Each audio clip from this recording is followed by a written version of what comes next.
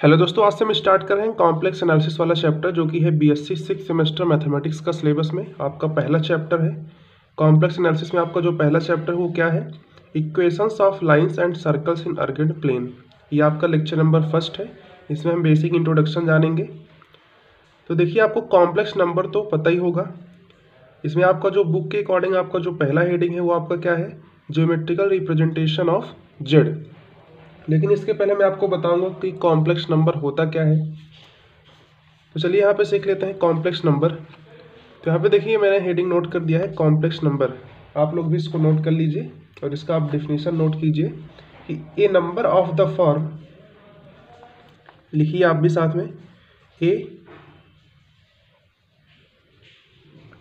Number of the form, किस form में लिखा हो? z is equal to x plus i y के फॉर्म में हो, और जहां पे आपका एक्स वाई कहाँ पे बिलोंग करे? रियल नंबर आर में। तो a number of the form z is equal to x plus i y, जहां पे आपका एक्स वाई कहाँ से बिलोंग कर रहा है? आर से, इज कॉल्ड कॉम्प्लेक्स नंबर। इसे क्या कहते हैं? कॉम्प्लेक्स नंबर कहते हैं। Is called complex number.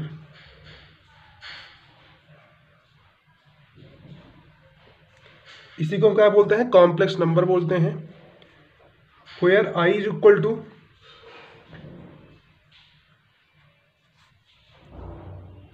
यहाँ पे जो आई का वैल्यू होगा वो क्या होगा? अंडर रूट माइनस वन होगा। और आई को पढ़ते क्या है? आयोटा। Is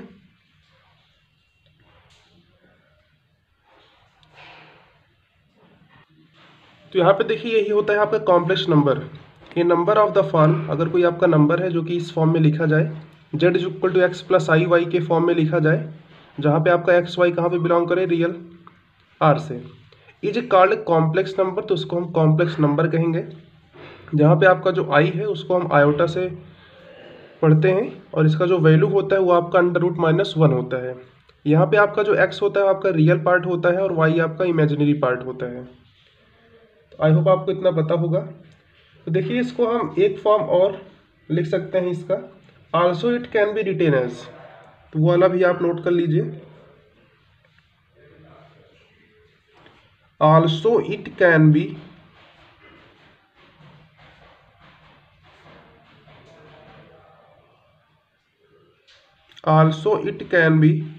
retain as. तो इसको हम और एक फॉर्म में कैसे लिख सकते हैं? z is equal to x comma y such that x y is belong to are,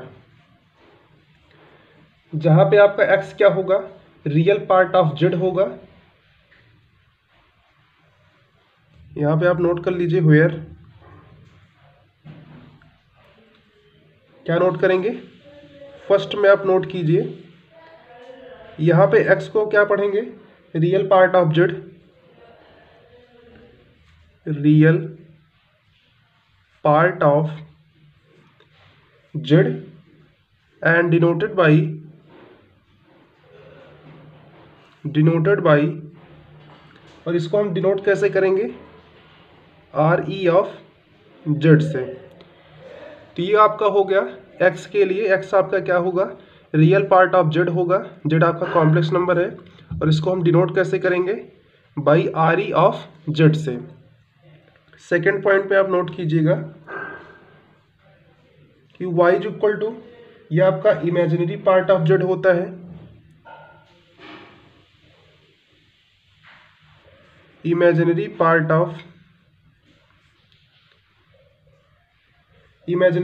of z and denoted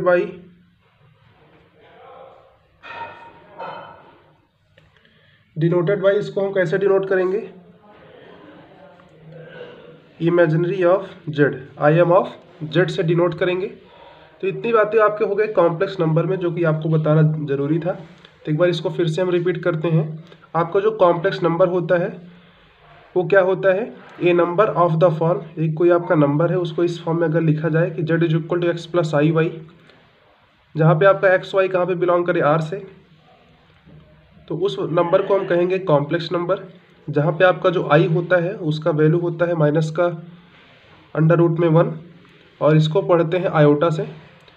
इसको हम एक फॉर्म और लिख सकते हैं, also it can be written as z is equal to x comma y such that x y is belong to R, जहाँ पे आपका जो x होता है वो आपका रियल पार्ट ऑफ जेड कहलाता है, और इसको हम डिनोट करते हैं आर ई ऑफ जेड से। और सेकंड पॉइंट में यहाँ पे है कि y को क्या पढ़ा जाता है, इमेजिनरी पार्ट ऑफ जेड पढ़ा जाता है, इसको हम डिनोट करते हैं आई एम ऑफ जेड से। अब हम बात करते हैं अपने जो आपका मेन टॉपिक है आपके बुक के अकॉर्डिंग, वो आपका यहाँ पे पहला हेडिंग क्या है, ज्योमेट्रिकल रिप्रेजेंटेशन ऑफ जेड है। ये क्या होता है, एक कॉम्प्लेक्स नंबर। तो यहाँ पे देखिए आपको कॉम्प्लेक्स नंबर बताना जरूरी था, इसलिए मैंने आपको सबसे पहले एक्सप्लेन कर दिया कि कॉम्प्लेक्स नंबर होता क्या है। उसमें आपका रियल पार्ट क्या होता है, इमेजिनरी पार्ट क्या होता है, उसको डिनोट कैसे किया जाता है, और आई क्या होता है, आई का वैल्यू क्या होता है। तो यहाँ पे देखिए क्या है कि एक complex number z is equal to x plus i y is geometrical represented by the point x comma y in x y plane में। तो आपका जो एक्स वाई प्लेन होगा वो क्या कहलाएगा, आर्गेंड प्लेन कहलाएगा, गॉसियन प्लेन कहलाएगा, या कॉम्प्लेक्स प्लेन।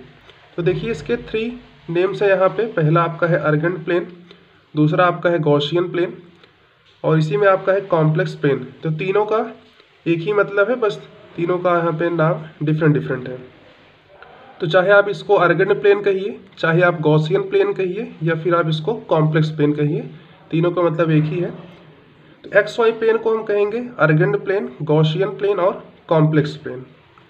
और इसमें आपका जो एक्स एक्सिस होता है उसको हम बोलते हैं रियल एक्सिस, और वाई एक्सिस को बोलते हैं हम इमेजिनरी एक्सिस। यहाँ पे देखिए इसका ज्योमेट्रिकल रिप्रेजेंटेशन यहाँ पे किया गया है। ये आपका देखिए जो आपका एक्स एक्सिस है इसको हम बोलते हैं रियल एक्सिस, ये आपका देखिए वाई एक्सिस है इसको हम बोलते हैं इमेजिनरी एक्सिस। ये आपका कोई पॉइंट पी है जो कि आपका एक्स कामा वाई है, यहाँ पे एंगल आपका थीटा मेक हो रहा है, और इस ओरिजिन ओ से यहाँ तक की दूरी ये आपका स्मॉल एक्स है, और ये आपका स्मॉल वाई है, यही आपका पॉइंट एक्स कामा वाई है। तो आई होप आपको ज्योमेट्रिकल रिप्रेजेंटेशन ऑफ जेड आ गया होगा। क्या होता है, कॉम्प्लेक्स नंबर होता है z is equal to x plus i y के फॉर्म में, और इसको हम ज्योमेट्रिकली रिप्रेजेंटेड कैसे करते हैं, by the point x comma y in x y plane में। एक्स वाई प्लेन की बात हो रहा है, तो इसमें हम एक्स वाई प्लेन को क्या बोलते हैं, आर्गेंड प्लेन बोलते हैं, या फिर गॉसियन प्लेन कहिए, या फिर आप इसको कॉम्प्लेक्स प्लेन कहिए। और इसमें आपका जो एक्स एक्सिस होता है उसको हम बोलते हैं रियल एक्सिस, और जो आपका वाई एक्सिस होता है उसको हम बोलते हैं इमेजिनरी एक्सिस। अब यहाँ पे देखिए हम नेक्स्ट पॉइंट की बात करते हैं। तो आपने कॉम्प्लेक्स नंबर जेड पढ़ा ही होगा, जेड जो कि मैंने आपको स्टार्टिंग में बता ही दिया, ये आपका जेड क्या होता है, एक्स प्लस आई वाई होता है। अगर उस पर हम बार लगा देते हैं तो क्या होता है, जहाँ पे आई होता है वहाँ पे हम माइनस आई पुट कर देते हैं। तो अभी आपका अगर जेड आपका एक्स प्लस आई वाई है तो जेड बार आपका क्या हो जाएगा, एक्स माइनस आई वाई हो जाएगा। और अगर इसका हम मैग्नीट्यूड ऑफ जेड निकालते हैं तो अंडर रूट में क्या होता है, रियल पार्ट का स्क्वायर प्लस इमेजिनरी पार्ट का स्क्वायर। तो ये आपके 3 मोस्ट इंपॉर्टेंट फार्मूला है, छोटे छोटे, इसको आप नोट डाउन कर लीजिए कि जेड बार क्या होता है, एक्स माइनस आई वाई होता है, और मैग्नीट्यूड ऑफ जेड क्या होता है, under root x square plus y square होता है। और ये आपका आर्ग्यूमेंट ऑफ जेड होता है, इसका वैल्यू है आपका tan inverse y upon x. ये चाहे आप इसको आर्ग्यूमेंट ऑफ जेड बोलिए या फिर आप इसको एम्पलीट्यूड ऑफ जेड बोलिए, दोनों का मतलब एक ही है। यहाँ पे देख लीजिए इसकी कुछ प्रॉपर्टीज़ हैं कि अगर आपका argument of lambda comma z है तो इसको आप लिखेंगे आर्ग्यूमेंट ऑफ जेड, जहाँ पे लेमडा का क्या होगा, बीइंग कांस्टेंट होगा। अगर आपका आर्ग्यूमेंट ऑफ जेड बार है इसको आप लिखेंगे माइनस का आर्ग्यूमेंट ऑफ जेड। तो इन बातों को आप नोट डाउन कर लीजिए। अब मैं आपको बताऊंगा थोड़ा सा पोलर फॉर्म ऑफ जेड के बारे में कि पोलर फॉर्म में क्या होता है। अगर आपका कोई कॉम्प्लेक्स नंबर जो है वो z is equal to x plus i y के फॉर्म में है, जहाँ पे आपका जो एक्स होगा वो आपका आर कॉस थीटा के बराबर हो, जहाँ पे आपका जो x है वो किसके बराबर हो, r cos थीटा के बराबर हो, और y आपका किसके बराबर हो, r sin थीटा के बराबर हो। तो अगर हम पोलर फॉर्म में z को रिप्रेजेंट करें तो आपका जो z होगा वो r ब्रैकेट में cos theta plus i sin theta के बराबर होगा, और इसी को आप लिख सकते हैं r की पावर i थीटा, जहाँ पे आपका जो स्मॉल r होता है वो आपका under root x square plus y square के बराबर होगा, और आपका जो थीटा होगा एंगल वो आपका tan inverse y upon x के बराबर होगा। और इसी को आपने ऊपर यहाँ पे डिनोट किया है किससे, आर्ग्यूमेंट ऑफ जेड से, तो इसके प्लेस पे हम आर्ग्यूमेंट ऑफ जेड लिख सकते हैं। यहाँ पे देख लीजिए छोटे छोटे यहाँ पे पॉइंट है, वो क्या है, ये आपका है the distance between Z1 and Z2। अगर आपके पास कोई दो complex number Z1 and Z2 है तो उनके बीच का डिस्टेंस क्या हो जाएगा, magnitude of Z2 minus Z1।